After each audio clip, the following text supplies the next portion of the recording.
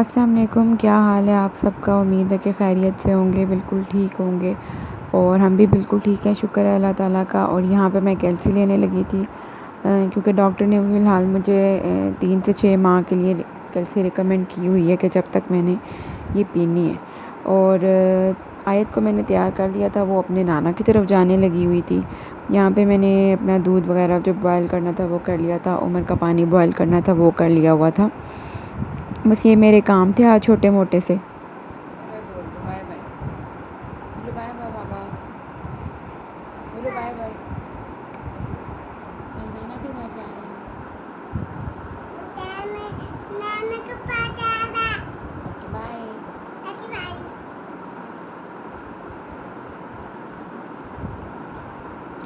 تو جی یہاں پہ میں نے پھر عمر کو چیک کر لیا تھا اور وہ سو رہا تھا، تو میں نے سوچا کہ میں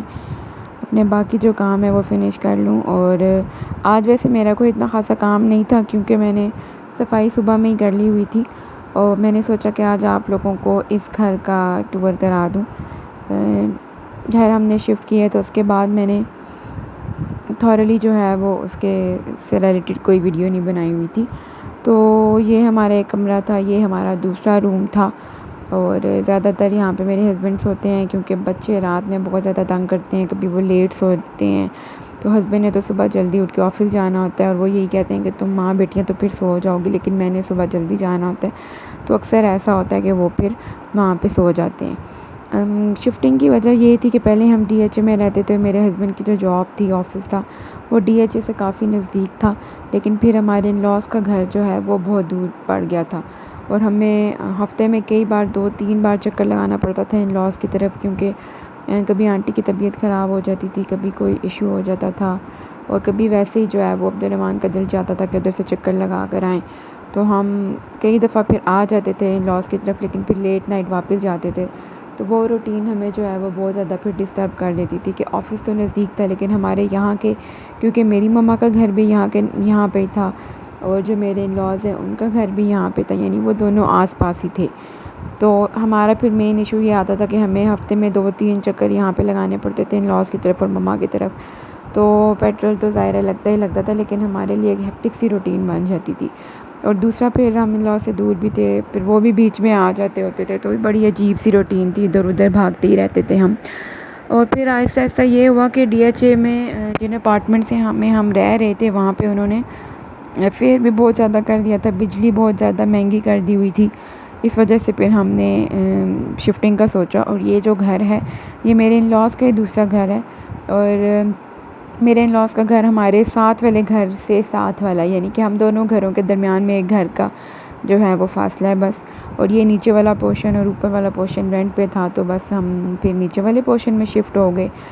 اب یہ فائدہ ہے کہ ہم نزدیک ہیں، تو بس بچے بھی کبھی کبھار ادھر چلے جاتے ہیں، دن میں 2-3 چکر تو بچوں کے بھی لازمی وہاں پہ لگتے ہی لگتے ہیں، ایک آدھا میرا بھی چکر لگ جاتا ہے، اور آنٹی بھی ادھر آ جاتی ہیں، اور عبدالرحمن بھی چکر لگا لیتے ہیں، تو ہمارا گھر تو اپنا اپنا ہی ہوتا ہے، رہنے کے حساب سے اپنا اپنا ہی ہے، کوئی ایک دوسرے کی انٹرفیئرنس کسی کی بھی لائف میں نہیں ہے، تو کافی جو مسئلے بعد میں ہو جاتے ہیں ہم ان سے بچے ہوئے ہیں، تو یہ ہے کہ لیکن نزدیک ہیں تو ہم فوراً پہنچ جاتے ہیں، اور دور والی بھی بات نہیں ہے، تو یہ ہمارے کچھ ریزنز تھے گھر شفٹ کرنے کے لیے۔ آہستہ آہستہ اب تو ہم یہاں پہ بھی یوز ٹو ہو گئے ہیں۔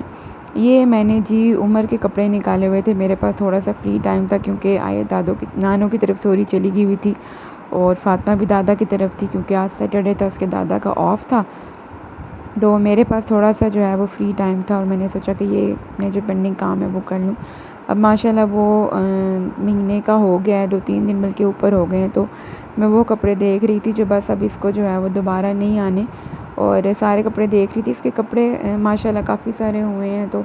خود مجھے اتنے لینے نہیں پڑے، اور میں عبدالرحمن کو اس دن بھی یہی کہہ رہی تھی کہ فاطمہ ماشاءاللہ ہماری پہلی بیٹی تھی، تو اس کی دفعہ ہم نے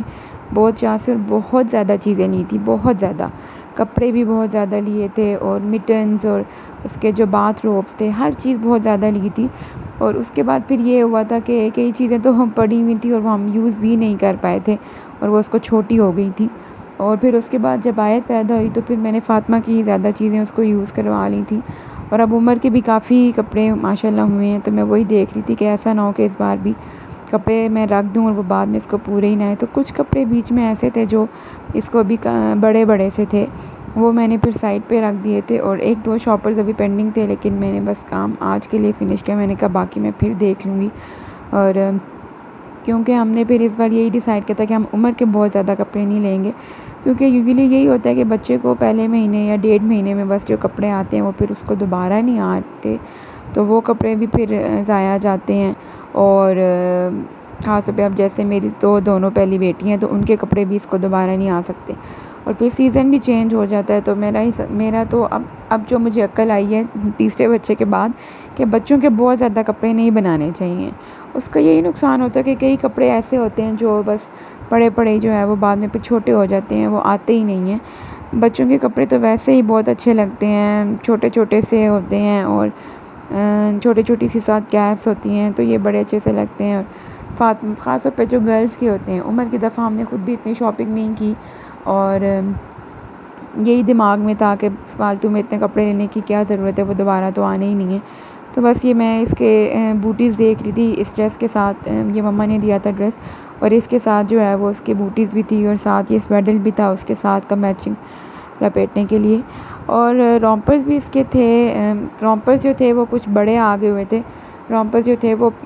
آرڈر کیے تھے، تو میں بعد میں دیکھ رہی تھی کہ یہ تو بلکہ بالکل ہی کافی بڑے تھے. یہ میرا خیال ہے اس کو 4 سے 5 ماہ میں آنے تھے. اور جب میں ان کو کھولی تھی تو میں دیکھ رہی تھی کہ اس میں جو 2 رومپرز ہیں وہ ایک جیسے ہی آگے تھے. ان دونوں کے اوپر جو ہے وہ لوگو تھا وہ جو سیم تھا. لیکن میں نے سوچا کہ چلو کوئی بات نہیں، یہ جو اوپر والا ریڈ اور بلیک رومپر تھا یہ اس کو جلدی آ جائے گا، اور جو دوسرا رومپر تھا بلیک اور گرین والا وہ اس کو کافی ٹائم بعد آنا تھا. تو یہ والا جو ایک رومپر تھا یہ مجھے لگ رہا تھا کہ یہ شاید اس کو بھی تھوڑے دن بعد آ جائے، کیونکہ یہ باقی رومپرز کی نسبت ذرا چھوٹا لگ رہا تھا. مجھے بچوں کے پرسنلی رومپرز بہت اچھے لگتے ہیں، کیونکہ ایک تو بچے اس میں فل پیک ہو جاتے ہیں. باقی کپڑوں کی طرح نہیں ہوتا کہ بچے انگڑائی وغیرہ لیں، یا اگر ان کے کپڑے لوز ہوں تو ان کی ٹمی جو ہے وہ نظر آنا شروع ہو جاتی ہے. تو بس کپڑوں کا کام میں نے فنش کر لیا ہوا تھا. اور اس گھر کا ایک فائدہ یہ ہے کہ یہ گھر ٹھنڈا بہت ہے. جیسے اب ہم نے تو یہاں پہ گرمیوں میں شفٹنگ کی ہے، تو یہ گھر ہمیں بہت زیادہ ٹھنڈا لگتا ہے، کیونکہ اس سے پہلے ہم جن 2 گھروں میں رہے ہیں وہ بہت زیادہ گرم تھے. ایک تو گھر اوپر تھا تو ہمیں گرمی بہت زیادہ لگتی تھی، اور ہم اس گھر میں آئے ہیں تو ابھی تک ہم نے اے سی ایک بار بھی لگایا نہیں تھا. لیکن ایک بار ویسے ہی ہم نے اے سی چیک کرنے کے لیے لگایا تو وہ جی گڑبڑ کر گیا. ہمیں لگا کہ شاید اس کی گیس نکل گئی ہے، لیکن اس کی گیس نہیں نکلی ہوئی تھی. وہ اتروانے میں اور دوبارہ لگوانے میں اس کا کوئی ایشو ہو گیا، اس کا کوئی اندر سے جو پارٹ تھا وہ خراب ہو گیا. اور ہم نے جب اے سی ٹھیک کروانے کے لیے دیا تو اے سی والے نے کہا کہ یہ تو ٹھیک نہیں ہو سکتا. تو میں تو کافی پریشان ہوئی تھی، لیکن عبدالرحمٰن نے کہا کہ خیر ہم لے لیں گے دوبارہ اگلے سیزن میں. ویسے بھی یہ سیزن تو تقریباً گزر ہی چکا ہے. اور یہ گھر اتنا ٹھنڈا ہے کہ ہمیں یہاں پہ اے سی کی ضرورت نہیں فیل ہوئی، کیونکہ ماشاء اللہ اس بار بارشیں بھی بہت زیادہ ہوتی رہی ہیں، تو موسم جو ہے وہ ٹھنڈا ہو گیا ہوا تھا.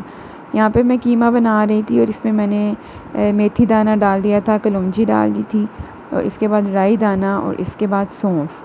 یہ 4 چیزیں اگر آپ اس میں پہلے ایڈ کریں گے نا تو یقین کریں کہ آپ کو بالکل اچاری قیمے والا ٹیسٹ آئے گا. آپ کو کوئی بازار کا قیمہ اچار مسالہ جو ہے وہ ایڈ نہیں کرنا پڑے گا. قیمہ مجھے بالکل بھی پرسنلی پسند نہیں ہے، لیکن سی سیکشن کے بعد بھی اور ویسے بھی کھانا چاہیے، ہے تو ویسے ایک اچھی چیز. تو میرا دل ہوتا ہے کہ میں اس طریقے سے بناؤں کہ میں کچھ نہ کچھ اس کو کھا لوں. تو وہ پیاز میں نے فرائی کر لی تھی، اور اس کے بعد میں نے اس میں لہسن ادرک کا پیسٹ ڈال دیا تھا، اور تھوڑا سا میں نے اس کو بھون لیا تھا. اس طریقے سے یہ ہے کہ اچھا بن جاتا ہے، آپ ضرور ٹرائی کیجیے گا. اور اس کے بعد پھر میں نے بیچ میں ٹماٹر ایڈ کر دیے تھے. قیمہ جو ہے وہ میں نے ڈی فروسٹ ہونے کے لیے رکھ دیا تھا پہلے ہی نکال کے، جتنی دیر میں نے اپنی کٹنگ وغیرہ کا کام کیا تھا. اس میں میں نے نمک ایڈ کر دیا تھا. عام سے اس کے سارے انگریڈینٹس ہیں. دھنیا پاؤڈر تھا، گرم مسالہ پاؤڈر تھا، زیرہ پاؤڈر تھا، اور لال مرچ کا پاؤڈر تھا. یہ سارے میں نے اس میں مسالے ایڈ کیے تھے. اور چاٹ مسالہ بھی میں نے ایڈ کیا تھا. مجھے اس میں چاٹ مسالہ اچھا لگتا ہے. چاٹ مسالہ ویسے بھی میں ہر چیز میں تھوڑا تھوڑا ایڈ کر لیتی ہوں، اس سے یہ کہ کھانے کا بہت زیادہ جو ہے وہ اسپائسی بھی نہیں ہوتا، اور ایک اچھا سا اس کو فلیور آ جاتا ہے. قیمہ میں نے پھر اس میں ڈال دیا تھا، اور قیمے کو بھی میں نے 2-3 بار واش کر لیا تھا. پتہ نہیں مجھے کیا مکس ہوتے ہیں کہ قیمہ جو ہے وہ اچھا دھلا ہوا ہونا چاہیے، ورنہ مجھ سے تو بالکل بھی کھایا نہیں جاتا، اسپیشلی جو مٹن کا قیمہ ہوتا ہے. اور بس میں نے اس میں قیمہ ڈال کے 2-3 منٹ اس کو بھونا تھا، اور ساتھ ہی میں نے آلو ڈال دیے تھے۔ اگین ریزن وہی، آلو میں اس لیے زیادہ سر ایڈ کرتی ہوں کہ مجھ سے کھایا جائے آلو قیمہ، ورنہ مجھ سے صرف قیمہ جو ہے وہ نہیں کھایا جاتا۔ 2 سے 4 منٹ میں نے اس کو بھونا تھا، اور سبز مرچ ایڈ کر دی تھی میں نے، اور اس کے بعد اس نے قیمے نے اپنا بھی پانی چھوڑ دیا ہوا تھا، اور بیچ میں میں نے بھی تقریباً 1/4 کپ پانی ڈال کے اس کو ڈھک دیا تھا، اور تقریباً 10 سے 12 منٹ میں نے اس کو ڈھکا تھا تاکہ قیمہ بھی اچھی طرح سے گل جائے اور آلو بھی گل جائیں۔ اور اس کے بعد ایسے سارا پانی سوکھ گیا تھا تو میں نے اس میں لیموں آدھا ایڈ کیا تھا، اور اس میں لیموں کا جو ہے نا، آپ جب بھی ایڈ کریں گے نا تو دیکھنا آپ اس سے قیمے کا ایک بالکل ہی ایک الگ فلیور نکل آئے گا۔ اور بس لیموں میں نے ایڈ کر کے تو بس چولہا بند کر دیا تھا، کیونکہ قیمہ جو ہے وہ یہاں پہ ریڈی ہو گیا ہوا تھا، اور صرف لیموں کی وجہ سے اس کی جو مٹن کی ایک اسمیل ہوتی ہے را سی، اور قیمے کی بھی جو اسمیل ہوتی ہے وہ بالکل ختم ہو جائے گی۔ اس طریقے سے آپ ضرور ٹرائی کیجیے گا، اور جو لوگ قیمہ پسند نہیں کرتے اسپیشلی ان کے لیے یہ میتھڈ بہت ایزی ہے، اور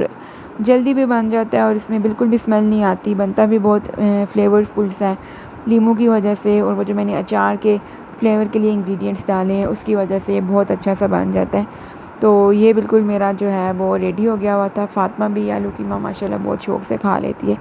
اور یہ ہے کہ لیکن میں نے دن میں وہ نہیں کھایا تھا کیونکہ آنٹی کی طرف سے یہ پلاؤ آ گیا تھا، اور بس میں نے چٹنی ڈال کے اور پیاز وغیرہ ڈال کے یہی کھا لیا تھا، تو میں نے قیمہ رکھ دیا تھا کہ چلو یہ ہم رات میں کھا لیں گے۔ ویسے بھی میں نے پہلے بھی بتایا تھا کہ رائس تو میرے بہت ہی فیوریٹ ہوتے ہیں۔ تو چلیے، اللہ حافظ۔